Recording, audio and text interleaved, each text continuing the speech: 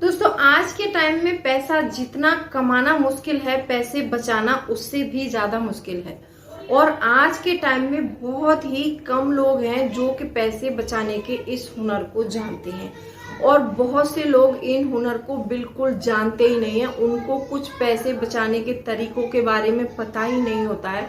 तो दोस्तों आज मैं आपको 5 तरीके बताने वाली हूँ, और जो लास्टवां तरीका होगा वो बहुत ज्यादा असरदार है। आप वीडियो को एंड तक जरूर देखिए।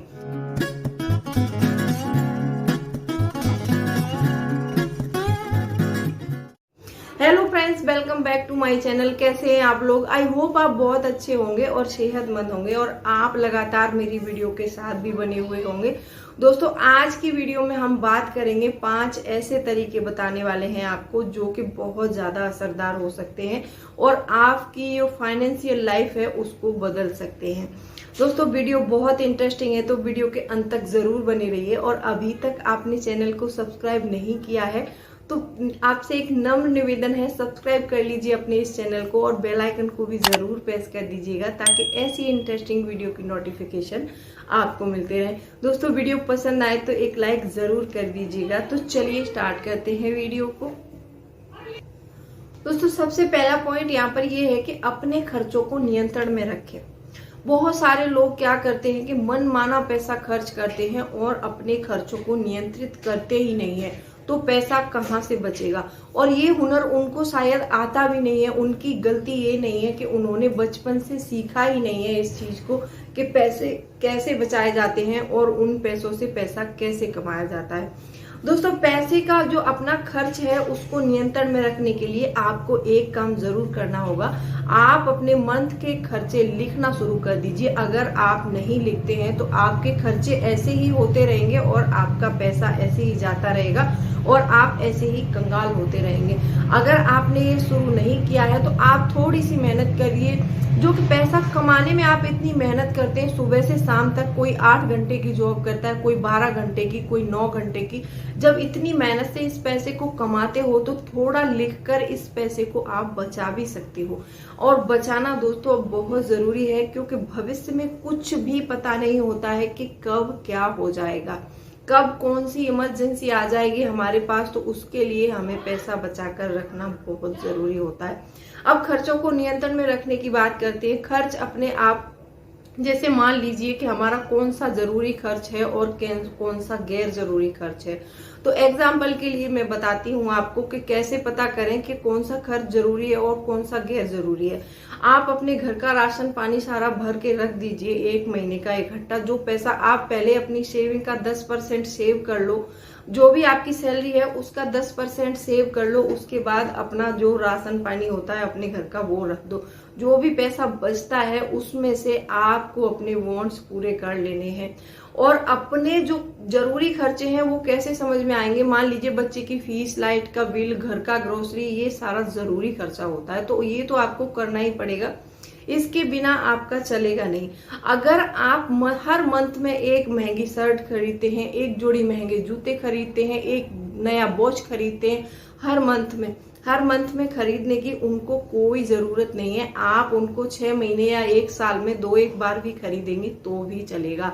तो आप अपने जो जरूरी और गैर जरूरी खर्चे, मुझसे ज्यादा आपको पता होंगे आपके घर में क्या होते हैं, आप उनको रोक कर अच्छा खासा पैसा बचा सकते हैं। तो अपने खर्चों को नियंत्रण में जरूर रखना चाहिए। दूसरा पॉइंट ये है कि भविष्य की तैयारी जरूर रखनी चाहिए हमको। हम लोग क्या करते हैं कि आज कमा रहे हैं, आज खा रहे हैं, उसमें जीते हैं। मानती हूँ वर्तमान में जीना चाहिए, लेकिन भविष्य के लिए भी हमें कुछ बचा कर रखनी चाहिए। इसमें भी 3 कैटेगरी के लोग होते हैं जो कहते हुए मिल जाएंगे आपको कि पैसे से क्या होता है, आज कमाओ आज खाओ। ऐसा नहीं है। जो लोग ऐसा करते हैं वो आगे चल के बहुत सारी मुसीबतों का सामना करना पड़ सकता है उनको। आपको क्या करना है, अपनी, मैंने पिछले पॉइंट्स में भी बताया था कि जो भी आप अर्न करते हैं उसका 10% पहले ही सेव कर लीजिए। जहां तक बने आप 20% सेव करने की कोशिश कीजिए। लेकिन बहुत से लोग होते हैं कि उनके ऊपर जिम्मेदारियां होती हैं और उनके ऊपर सारा भार होता है, तो वो इतना नहीं कर सकते हैं। एटलीस्ट आप 10% तो अपने लिए सेव कर ही सकते हैं। तो आपको 10% पैसा सेव करना है और उस पैसे को उसमें से आप 5% इन्वेस्ट कर दीजिए और 5% एक इमरजेंसी फंड रखिए अपने पास। पता नहीं होता है कि आज हमारा वहां, मान लीजिए आज हमारा टाइम सही चल रहा है, कल हमारा खराब भी आ सकता है। यदि आज हमारा खराब चल रहा है तो कल सही भी आ सकता है। तो आपको अपने भविष्य की तैयारी जरूर रखनी चाहिए। बहुत से लोग होते हैं कि वो पैसा बचाना ही नहीं चाहते हैं, क्योंकि उनको पता है कि बचा के करना क्या है, करना कुछ नहीं है, आगे जाके कुछ होता नहीं है। ऐसी सोच वाले लोगों के सामने जो पैसों की तंगी बहुत आती है और उनको बहुत प्रॉब्लम का सामना करना पड़ता है। अगर आप उन लोगों की कैटेगरी में नहीं जाना चाहते तो आपको पैसा बचाना जरूरी है और अपने भविष्य की तैयारी जरूर रखनी चाहिए। तीसरा पॉइंट मेरा ये आता है कि आपकी जिंदगी में लक्ष्यों का ना होना। बहुत से लोग क्या करते हैं कि किसी चीज का लक्ष्य नहीं बनाते हैं। जब तक हम किसी चीज का लक्ष्य नहीं बनाएंगे तो हमें कैसे पता चलेगा कि हमें आगे क्या करना है। तो आपको क्या करना है, मैं ये नहीं कहती कि आप बहुत बड़े बड़े गोल्स बनाइए कि बहुत बड़े बड़े ये करिए वो करिए, ऐसा कुछ नहीं करना है आपको। आप अपने छोटे छोटे गोल्स बनाइए कि मुझे इस महीने में इतना पैसा सेव करना है। हमें सेविंग का गोल जरूर बनाना चाहिए, क्योंकि जब हम सेविंग का गोल बनाएंगे और किसी पर्पज से जिस काम को किया जाता है वो काम बड़ी शिद्दत से होता है। तो आपको हमेशा छोटे छोटे गोल बनाते रहना चाहिए और उन गोल को अचीव करने का प्रयास करते रहना चाहिए। अगर आप ऐसा करते हैं तो आप बहुत जल्द पैसे वाले बन जाएंगे, बहुत जल्द फाइनेंशियली फ्री हो सकते हैं और आपके अंदर जो है वो पैसे बचाने की एक इच्छा शक्ति जागृत होती है जब हमारे सामने कोई गोल होता है। तो आपको पैसे बचाने के लिए एक गोल जरूर बनाना चाहिए। दोस्तों, चौथा पॉइंट है मेरा कि अपने पैसों का हिसाब जरूर रखें। बहुत सारे लोग क्या करते हैं कि जब भी सैलरी आती है वो मनमाना खर्च करते हैं, जो भी मन में आया खर्च करते रहेंगे और उनकी इसी आदत की वजह से उनकी ख्वाहिशें आगे बढ़ती ही जाती है, ख्वाहिशें कम होने का नाम ही नहीं लेती हैं।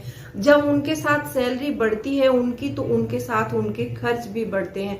तो आपको ऐसा नहीं करना है। जब आपकी सैलरी बढ़ती है तो आपको अपने घर खर्च को नियंत्रण में रख के आपको अपनी सेविंग्स बढ़ानी है, ना कि आपको अपने खर्चे बढ़ाने चाहिए। बहुत से लोगों को मैंने देखा है कि जैसे सैलरी बढ़ी तो उनके स्टेटस, रहने का स्टेटस बढ़ जाता है। वो समझते हैं कि अब मेरी सैलरी 1 लाख हो गई है तो मैं अगर अच्छे महंगे घर में नहीं रहूंगा तो लोग क्या कहेंगे कि इसको 1 लाख रुपए मिलते हैं फिर भी ये ऐसे घर में रह रहा है। ये सोचने की आपको कोई जरूरत नहीं है। लोगों का काम क्या है, लोगों का काम सिर्फ कहना होता है, दूसरों को ट्रोल करना होता है। वो ना तो वो अपनी तरफ देखते हैं ना सामने वाले की तरफ देखते हैं।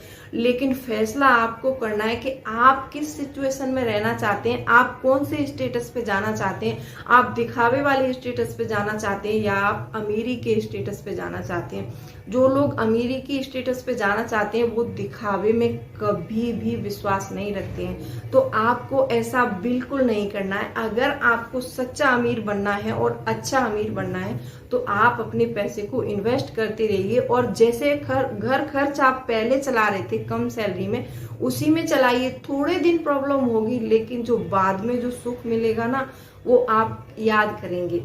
तो आपको ऐसा बिल्कुल नहीं करना है। जब भी आपकी सैलरी बढ़ती है उसी टाइम आप अपनी सेविंग्स बढ़ा दीजिए। बाकी खर्चों को भले ही आप कम कर लीजिए लेकिन सेविंग्स बढ़ा दीजिए। और ये तो एक बोलते हैं ना कि ये बहुत ज्यादा पैसों की बर्बादी होती है कि नई कार खरीदना, एक नया घर खरीदना। मानती हूँ सबको लगता है कि हमारे पास सपनों का एक अच्छा घर होना चाहिए, लेकिन हम उस घर को तभी खरीदे जब हमारे पास पैसा पर्याप्त हो जाए।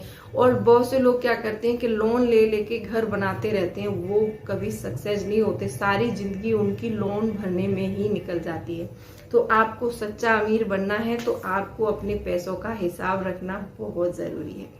और ये दोस्तों सबसे लास्ट पॉइंट है, 5वां पॉइंट है। मैंने बताया था आपको कि 5वां पॉइंट बहुत ज्यादा जरूरी है, तो इसको थोड़ा ध्यान से सुनना। ये 5वां पॉइंट है, बहुत इंपॉर्टेंट पॉइंट है। दोस्तों सबसे ज्यादा जरूरी है कि अपने आप को 24 घंटे में से अपने आप को 2 घंटे जरूर दें। अब आप ये सोचेंगे कि ये कौन सी बड़ी बात है 2 घंटे देना, हम तो सारा दिन ही अपने आप को देते हैं, अपने लिए ही काम करते हैं, अपने लिए ही कमाते हैं, अपने परिवार के लिए ही खर्च करते हैं। दोस्तों ये सब चीज मानती हूँ जरूरी है सबके लिए, लेकिन अपने आप को 2 घंटे वो ऐसे दीजिए कि जिस टाइम में आपके आसपास कोई भी शोरगुल ना हो, आप एक शांत जगह में, किसी पार्क में या फिर अपनी छत पर, अपनी बालकनी में शांत दिमाग से सोचिए कि आपको आज दिन भर में क्या करना है। उसी समय आप योगा कर सकते हैं, मेडिटेशन कर सकते हैं। ये सब करने से आपकी हेल्थ बहुत अच्छी रहेगी और आपकी मेंटालिटी बहुत अच्छी बनेगी। आप हर काम को ऑब्जर्व कर पाएंगे कि मुझे क्या करना है और क्या नहीं करना है। और इस ऐसे समय में जब अपने आप को हम थोड़ा समय देते हैं तो उस समय हमें बहुत कुछ सीखने को मिलता है। हम अपने आप, जो अपने अंदर छुपा हुआ टैलेंट होता है, उसको निकाल सकते हैं, उसके बारे में हम जान सकते हैं, अपनी हॉबी के बारे में जान सकते हैं कि हम क्या कर सकते हैं, क्या नहीं कर सकते हैं। दोस्तों कम से कम 24 घंटे में से 2 घंटे अपने आप को जरूर देने चाहिए और इस फ्री टाइम में हमें कुछ ना कुछ सीखते रहना चाहिए। एक बोलते हैं ना कि नेवर स्टॉप लर्निंग, हमें सीखना कभी भी बंद नहीं करना चाहिए। उस 2 घंटे में आप जो चाहे मर्जी, अपना मर्जी है, जो करना चाहते हैं आप कर सकते हैं। बुक पढ़ सकते हैं, बुक पढ़ने से हमें बहुत ज्यादा ज्ञान अर्जित होता है। अगर आप पैसों के बारे में बहुत कुछ जानना चाहते हैं तो आप अच्छी अच्छी बुक्स पढ़िए, जो नॉलेजेबल बुक्स हैं। कई सारी बुक्स हैं मनी के ऊपर, आप उनको पढ़ सकते हैं। और आप काफी सारी जॉब करते हैं तो काफी सारी बुक्स जॉब्स के ऊपर हैं कि आपको कैसे काम करना है, आप वो भी पढ़ सकते हैं। दोस्तों आप इस तरीके को जरूर अपना कर देखिए, आपको कामयाबी जरूर मिलेगी। दोस्तों मेरे ये कुछ 5 पॉइंट्स थे। अगर आपको इनमें से कोई भी पॉइंट्स पसंद आया हो तो वीडियो को लाइक कर देना। अभी तक आपने चैनल को सब्सक्राइब नहीं किया है तो सब्सक्राइब भी कर लो इस चैनल को, और बेल आइकन को भी जरूर प्रेस कर दीजिएगा ताकि ऐसी इंटरेस्टिंग वीडियो की नोटिफिकेशन आपको मिलती रहे। चलिए मिलती हूँ अगले वीडियो में, तब तक के लिए bye bye. Thanks for watching.